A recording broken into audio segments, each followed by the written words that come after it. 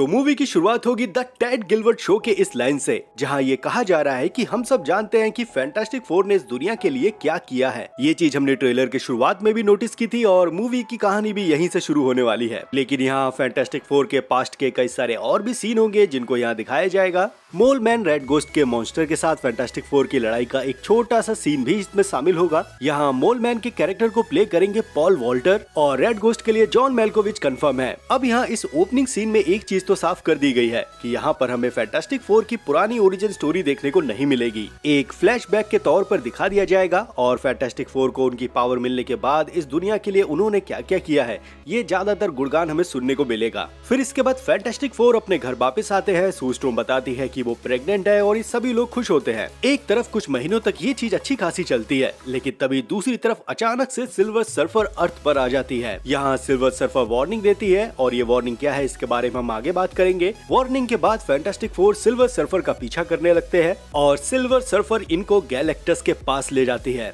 ये लोग देखते हैं कि गैलेक्टस अपने शिप से एक प्लेनेट को कंज्यूम कर रहा है और यहाँ फैंटास्टिक फोर और गैलेक्टस के बीच में एक कन्वर्सेशन भी है, जहाँ गैलेक्टस कहता है कि वो अर्थ को छोड़ देगा लेकिन उसके बदले उसे सू का बच्चा चाहिए। और यहाँ गैलेक्टस को फ्रैंकलिन की जरूरत क्यों है ये मैं आपको नहीं बताने वाला, कुछ चीजें मूवी के लिए भी तो बचा के रखो। खैर यहाँ पर ये जो हमने अर्थ देखी थी ये वही अर्थ है जिसको गैलेक्टस खा रहा होगा और फैंटास्टिक फोर गैलेक्टस को ये करता देख रहे होंगे। और इस सीन के बारे में डायरेक्टर ने ये भी कहा है कि ये जो प्लेनेट है और इसका जो सोलर सिस्टम है ये बिल्कुल मैच करता है अर्थ और उसके सोलर सिस्टम से, इसीलिए अर्थ हमारी अर्थ से सिमिलर भी लग रही है। तो सिल्वर सर्फर अर्थ पे आएगी, फैंटास्टिक फोर उसका पीछा करेंगे और सिल्वर सर्फर इन सभी लोगों को गैलेक्टस के सामने ले जाएगी। फैंटास्टिक फोर देखेंगे कि गैलेक्टस एक पूरी अर्थ को खा रहा है और इससे इन सभी को समझ में आ जाएगा कि गैलेक्टस कितना बड़ा खतरा है। फिर गैलेक्टस सू स्टोन के बच्चे की मांग करेगा, टीम रिफ्यूज करेगी और फिर एक बैटल देखने को मिलेगी। और इस बैटल में फैंटास्टिक फोर सिल्वर सर्फर को एक वार्म होल में ढकेल देंगे। यहाँ सिल्वर सर्फर का वार्म होल के अंदर का एक्सपीरियंस बस 1 मिनट होगा,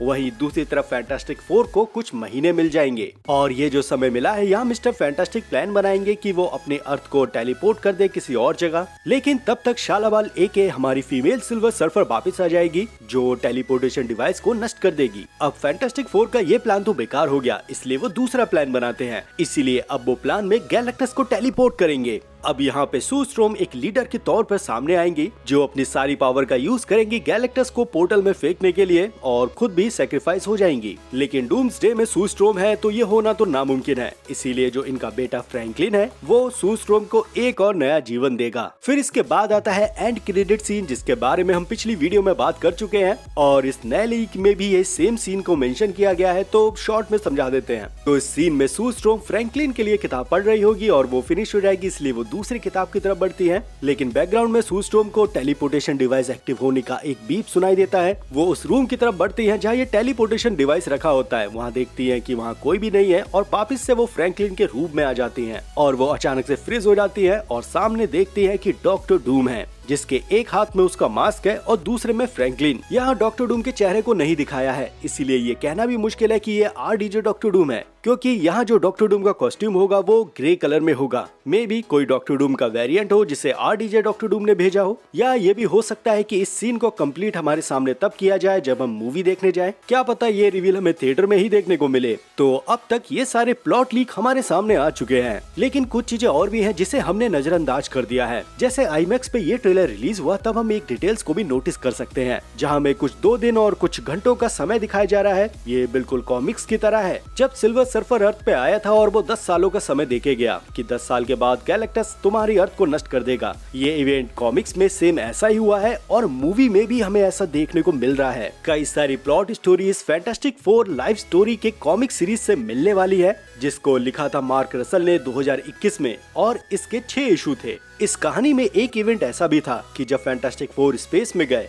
तब मिस्टर फैंटास्टिक एक साइकिक लिंक से गैलेक्टस से जुड़ गए, जिसकी वजह से मिस्टर फैंटास्टिक कई सालों तक इस कॉस्मिक फिगर गैलेक्टस से परेशान रहे। यहाँ मिस्टर फैंटास्टिक गैलेक्टस के विजन दिखते थे जो सच में बहुत ही भयानक थे। उन्हें विजन ऐसे दिखते थे कि गैलेक्टस पूरी दुनिया को खत्म कर रहा है और कई सारे अर्थ को निगल जा रहा है। इस चीज से निपटने के लिए और गैलेक्टस को रोकने के लिए मिस्टर फैंटास्टिक ने विक्टर वॉन डूम से हाथ मिला लिया। लेकिन यहाँ इस मूवी में चीजें काफी अलग हैं। प्लॉट लीक के हिसाब से फैंटास्टिक फोर गैलेक्टस से मिलेंगे और तब उन्हें हमें गैलेक्टस की पावर का पता चलेगा, पर ये जो कॉमिक्स में गैलेक्टस की साइकिक लिंक से मिस्टर फैंटास्टिक का जुड़ जाना, अगर ऐसा कुछ देखने को मिलता है वो भी अच्छा है। मे बी ये हो भी सकता है, क्योंकि जितने भी लीक देखे हैं वो ऑफिशियल तो नहीं है। वहीं कॉमिक्स की तरह गैलेक्टस को हराने के लिए डॉक्टर डूम से हाथ मिलाना, वो भी हमें इस मूवी में देखने को नहीं मिलेगा। लेकिन वो गैलेक्टस से उठने वाले डर को जो मिस्टर फैंटास्टिक के साथ जोड़ा है, वो हमें इस ट्रेलर में साफ नजर आ रहा है। और अब तो इसमें फ्रैंकलिन को भी ऐड कर दिया है, तो चीजें और भी इंटेंस हो जा रही है। फिलहाल इसके बाद जब मिस्टर फैंटास्टिक गैलेक्टस को रोकने के लिए प्लान बना ही रहे होते हैं, तब चौथे इशू में सिल्वर सर्फर आ जाता है और ट्रेलर की तरह बिल्कुल सेम यहाँ पर सिल्वर सर्फर वार्निंग भी देता है। कॉमिक्स में सिल्वर सर्फर 10 साल का समय देता है फैंटास्टिक फोर को,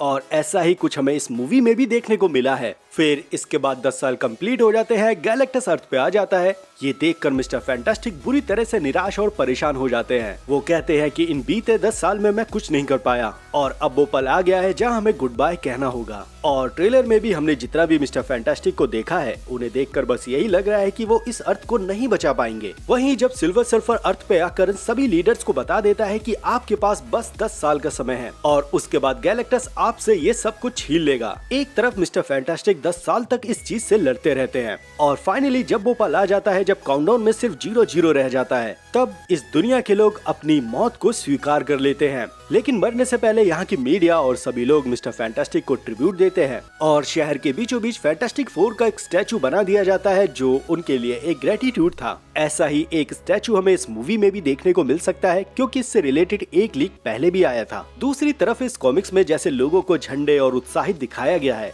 सेम वैसा ही हमें मूवी में भी फील हुआ है। मूवी के कई शॉट इस कॉमिक सीरीज के पन्नों से मिलते भी हैं, जैसे उनका खुश होना और फैंटास्टिक फोर के लिए चीयर करना, और ये फैंटास्टिक फोर की ये गाड़ी, गैलेक्टस और सिल्वर सर्फर का ये जो वार्निंग वाला समय है, वो भी हमें इस मूवी में दिखाया गया है। वही ये जो गिलवर्ट शो होगा, वो ठीक गैलेक्टस के आने के पहले का होगा, जहां ये सभी लोग एक आखिरी बार फैंटास्टिक फोर को ट्रिब्यूट दे रहे हैं और इस दुनिया के लोगों ने भी कॉमिक्स की तरह अपनी मौत को गले लगा लिया है। फिर भी फैंटास्टिक फोर अपनी आखिरी कोशिश करेंगे और जब गैलेक्टस के साथ इनकी बैटल होगी, तब इन्हीं सभी लोगों को अंडरग्राउंड कर दिया जाएगा। मोलमैन या रेड गोस्ट फैंटास्टिक फोर की मदद करते नजर आएंगे और एक तरह का जो काउंटडाउन चल रहा था, वो भी पूरी तरह से हर जगह पब्लिक होगा। दूसरी तरफ इस कॉमिक सीरीज में फ्रैंकलिन का भी एक अहम रोल था। आखिरी में वो ही जाके सीधा गैलेक्टस से भिड़ जाता है, लेकिन इस मूवी में फ्रैंकलिन इतना बड़ा नहीं है कि उसके साथ गैलेक्टस की बैटल को दिखाया जाए। लगभग 3 या 4 साल की एज होगी फ्रैंकलिन की, इसलिए वो अपनी महान पावर का यूज करता नजर तो नहीं आने वाला। वो बात अलग है कि इस मूवी में हमें फ्रैंकलिन की रियल पावर का पता चलेगा और डूम्सडे के लिए वो एक मेन प्लॉट बन जाएगा। वहीं दूसरी तरफ सिल्वर सर्फर को लेकर एक चीज ये भी साफ कर दी गई है कि हमने जितने भी पिछले सिल्वर सर्फर देखे हैं, ये वाली जो हमारी फीमेल सिल्वर सर्फर है, ये बहुत ही इविल है। एक तरफ हमारे पास मेल सिल्वर सर्फर था और जो भी वो गैलेक्टस के लिए कर रहा था, वो एक तरह से खुद में एक गिल्ट में जी रहा था। इस चीज को इस मेल सिल्वर सर्फर ने सामने भी दिखाया है। लेकिन ये जो हमारी फीमेल सिल्वर सर्फर होगी, ये पूरी तरह से इविल होगी। कॉमिक्स में भी ये कैरेक्टर पूरी तरह से एक विलन ही होता है और इससे कोई भी गुंजाइश नहीं रख सकते कि इसका हृदय परिवर्तन होगा। रूमर्स कुछ ऐसे भी हैं कि आगे हमें सिल्वर सर्फर देखने को मिलती रहेंगी और अभी रिसेंट में ये भी कंफर्म हो रहा है कि हमें फैंटास्टिक फोर का अगला पार्ट भी देखने को मिलेगा। कई और मूवीज है, सीक्रेट वॉर्स 2 पार्ट में देखने को मिल सकती है। पूरा का पूरा फेज 7 का प्लान रिवील हो गया है, बस इंतजार है एक ऑफिशियल कंफर्मेशन की। फिर आपके साथ इस प्लान को शेयर करेंगे। फिर इसके बाद आईमैक्स पर भी कई सारी चीजें और भी देखने को मिलती है, जैसे ये तबाही वाला सीन, और आप यहाँ देख सकते हो कि ये सीन कितना इम्पैक्टफुल है, साथ ही इसका स्केल कितना बड़ा है। यहाँ हाई एंगल से ये सीन, जहाँ हम सिटी को और भी अच्छे से देख सकते हैं। जमीन के नीचे कुछ लोगों का ये सीन, और ये गैलेक्टस का, और यहाँ पर ये सूस्टोर्म का, जिसके बारे में हमने शुरुआत में बात की थी। यहाँ सूस्टोर्म के पीछे 2 दिन 7 घंटे का एक टाइमर चल रहा है, सेम कॉमिक्स की तरह, जिस पर हम बात कर चुके हैं। लेकिन यहाँ पर एक चीज ये भी है कि इस ट्रेलर में हमें ये नहीं पता कि इस फैंटास्टिक फोर को कितना समय मिला है। हम बस यहाँ पर 2 दिन 7 घंटे देखते हैं। मे बी यहाँ पर 4 साल का समय दिया गया हो और ये टाइमर 4 साल के लिए सेट हो। वही दूसरी तरफ जो हमने पिछली फैंटास्टिक फोर देखी और जब सिल्वर सर्फर अर्थ पर आया, तब उसने किसी तरह का कोई भी समय नहीं दिया और उसके कुछ समय बाद ही गैलेक्टस इस अर्थ पर आ गया। पर यहाँ इस मूवी में इस टाइमर के साथ इस मूवी को और भी कॉमिक एक्यूरेट बनाने की कोशिश की जा रही है। दूसरी तरफ अगर हम ट्रेलर में सूस्टोर्म के बालों को देखें, तो हमें ये साफ नजर आ जाता है कि यहाँ पर टाइम जंप तो दिखाया ही जाएगा। शुरुआत में यहाँ सू स्टॉर्म के बाल छोटे थे और जब वो बताती है कि वो प्रेग्नेंट है तब इनके बाल काफी लंबे हैं, तो ये गैप तो हमें साफ दिखाई दे रहा है। वहीं दूसरी तरफ मिस्टर फैंटास्टिक जो अपने इस ब्लैक बोर्ड पर मल्टीवर्सल थ्योरी पर स्टडी कर रहे थे, ये भी मूवी में एक बड़े प्लॉट के तौर पर नजर आएंगी। और इन सब को समझने के बाद जो मिस्टर फैंटास्टिक का शिप है वो पूरी तरह से एक मल्टीवर्सल ट्रेवल करने के लिए तैयार हो जाएगा। और इस बार ये जो मल्टीवर्सल ट्रेवल होगा वो वार्म होल के जरिए होगा, जिससे ये शिप एक चलता फिरता मल्टीवर्सल ट्रेवल डिवाइस भी बन जाएगा। शायद जिस दिन ये वीडियो डालूंगा उस दिन बुधवार होगा और बुधवार को फैंटास्टिक 4 का ऑफिशियल ट्रेलर आने वाला है। जल्दी आपको एक फुल ब्रेकडाउन मिलेगा और कई सारी चीजों पर हम बात करेंगे। आज से पूरे महीने भर फैंटास्टिक 4 पर ही बात होगी, तो कुछ भी मिस नहीं करना चाहते तो प्लीज चैनल को सब्सक्राइब कर लो। जल्दी चैनल पर 0.04 मिलियन होने वाले हैं, तो प्लीज भाई लोग सपोर्ट देते रहो, सब्सक्राइब करो। मिलते हैं अगली वीडियो के साथ, तब तक आप अपना ध्यान रखो, मजे लो, लव यू एंड बाय।